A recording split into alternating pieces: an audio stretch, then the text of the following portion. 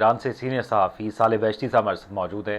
صالح بہشتی صاحب، یہ بتائیے گا کہ علی خامنہئی صاحب کی جو تدفین ہے وہ آخری مراحل میں ہے، اور رات گئے 80 سے زیادہ حملے ایران پر کیے گئے امریکہ کی جانب سے۔ تو اس وقت ایران میں صورتحال کیا ہے، کہاں کہاں پر حملے کیے گئے ہیں، اور کیا یہ جو پلان ہے کل علی خامنہئی صاحب کی تدفین کا، یہ اپنے اسکیجول کے مطابق ہی ہوگا یا اس میں بھی کوئی رد عمل ہو سکتا ہے؟ بسم اللہ الرحمن الرحیم۔ دیکھیں، ایران کے اندر اس وقت صورتحال جو ہے اس طرح سے نہیں ہے جس طرح جنگ کے دنوں میں ہوا کرتا ہے۔ گو کہ ایران پر جو ہے کل رات سے امریکی حملے جاری ہیں اور ابھی بھی جاری ہیں۔